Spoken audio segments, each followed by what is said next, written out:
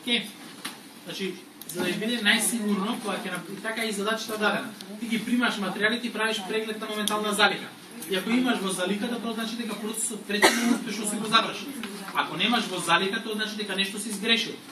Најчесто си сгрешил затоа што не си внесел серијски броеви, треба да ти тегне да се вратиш назад, за да ги внесеш серијските броеви. Така?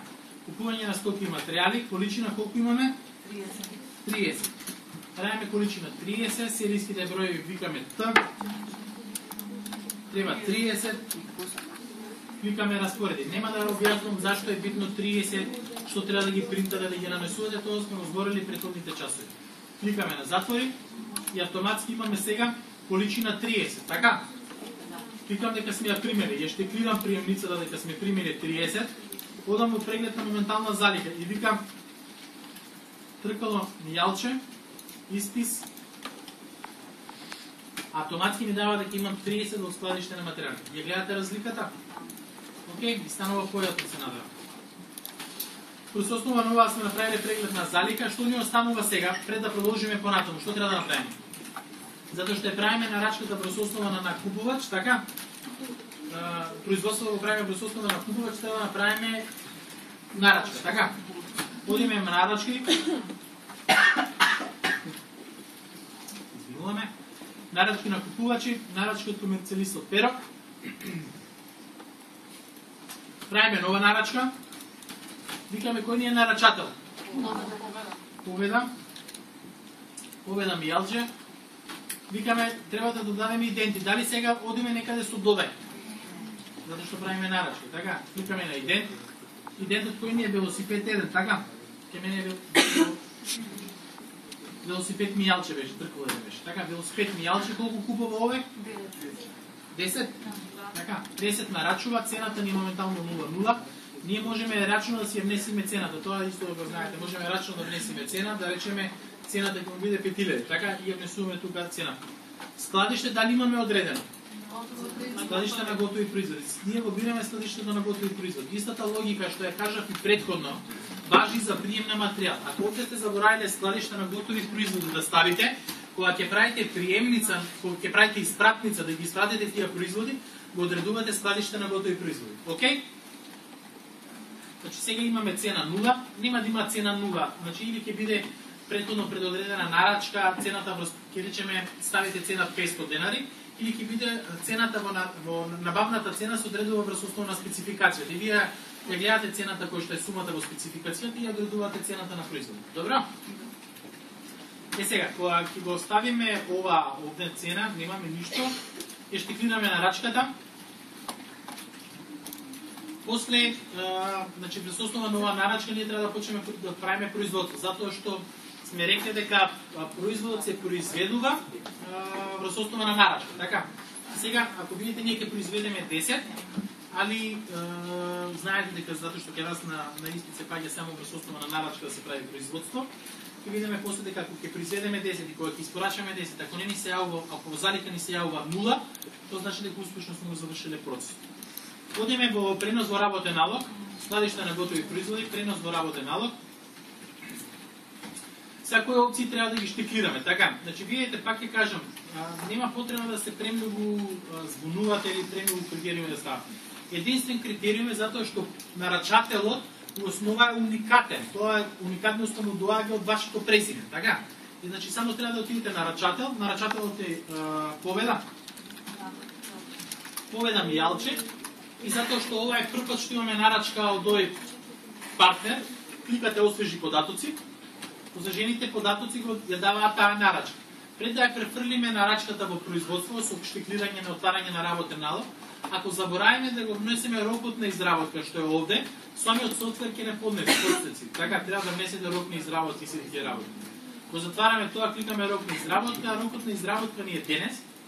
Значи денес да се произведе, може и утре да биде или било како, али најлесно биде со денес. Го одредуваме рокот на изработка и сега правиме пренос. Значи ще кликаме пренос, отварање на работен налог, правиме пренос. Следната операција ќе се преврати во производство, дали сака да продолжите, дали сакаме. Значи најбило следната операција ќе пренесе нарачката на купувачот во производство. Дали сакате да продолжите? Кликнете звезда. Во кое било време. Така, А кога ви го кажуваат тоа, кога ќе ги изслушаш се живо и диво, така? И на крајите ти викаат притисни звезда во кое било време за да зборуваш со операторот.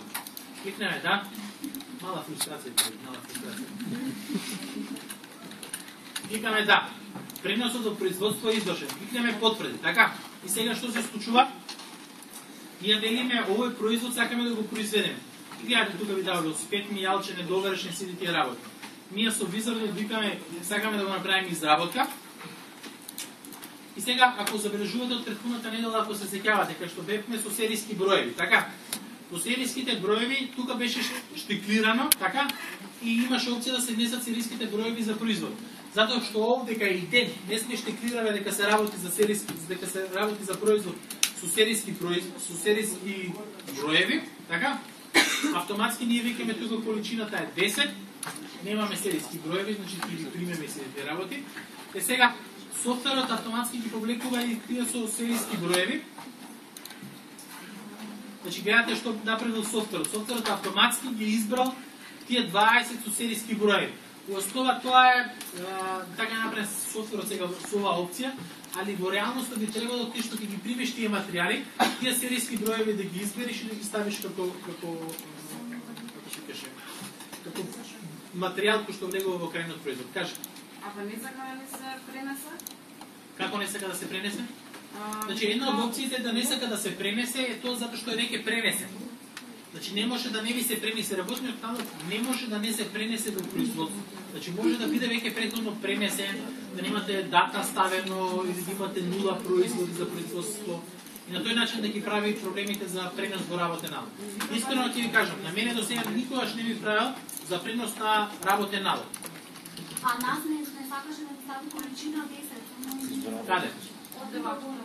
Овде, тука 10 количина. Ама количината на нас не ни е одредена врз основа на нас не е количината одредена врз основа на нарачката од купувачот. Ако вие во нарачката од купувачот сте ставиле количина 1, не би требало да така. Не би требало така. Затоа што за самиот ден производот кој што треба да го произведеме, ние одредовме едно парче еден серијски број. И како резултат на тоа можеше да внесеме серијски број. Врз основа на ова тој ги има повлечено сите овие информации. Ако на пример тука ви јавува 0 да речеме, тоа значи дека производите што сте ги примиле ви се во некое друго складиште, тој не може автоматски да ги повлече. Океј? Следниот чекор би било и наједноставно, кликаме потврда изработка, затоа што он веќе ги повлекол материјалите. Тоа не никогаш зборевме предходните часови, некои си дека имаме проблем зашто ги повлекува, да ние поправиме приемни, ги вади дупло производите сите работи. Софтверот автоматски ги повлекува, кликаме потврда изработка.